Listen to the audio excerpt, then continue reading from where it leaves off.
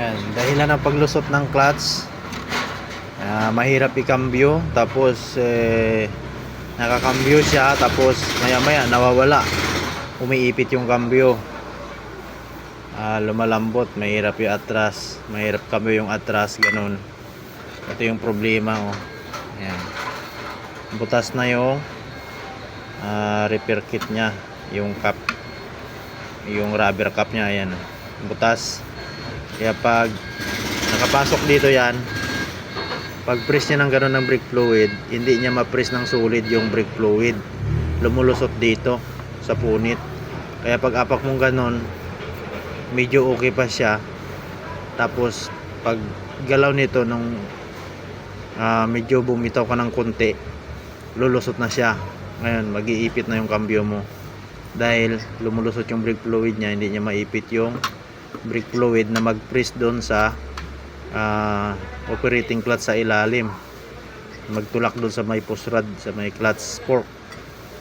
Okay, ito yung dahilan kung bakit mahirap siya ikambyo, lumulusot siya minsan, umiipit yung kambyo. Ayan, ito yung problema nya. Clutch to ng clutch master to ng 4HF1 ELP, Isuzu ELP. Ayan, 1360 ng size nito. Ayan, oh, 1360. Ngayon papalitan natin siya ng repair kit lang. Ito yung repair kit nya. Ayan, okay, ito yung repair kit. Ayan, ito. Ngayon papalitan na natin dito, yan. Yan, tapos basahin natin ng fluid yung master. Ito yung repair kit.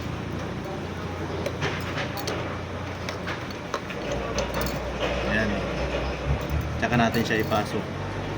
Yung pagpasok, pag ganun, hindi pwedeng diretsong ganyan, kasi pag sumabit tapos na pirsa mo, mapupunit siya kaagad. Ayan, tapos may circle plug siya,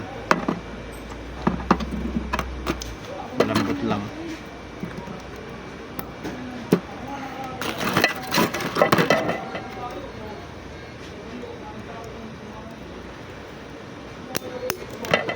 Ayan, ayan na ito, salpak na lang natin ito. Ito yung boots, bagong boots nya.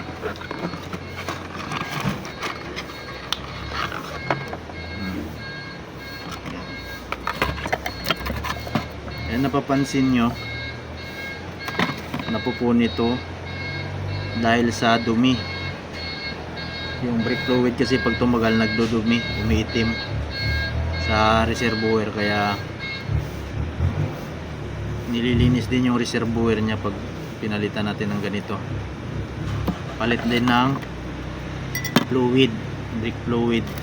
Okay, ayan, kakabit na natin to, mawala na yung problema nun sa cambio. Okay, okay, ayos na, naisalpak na natin dito yung clutch master nya. Ayan, yun lang ginawa natin doon, pinalitan lang natin yung laman loob, yung repair kit nya. Ayan, okay na ito, pwede na ulit bumiyahe. Basta yun lang, yung pag ganun yung problema, bubuksan nyo lang doon. Basta okay yung housing, repair kit lang palitan nyo, ayos na yan.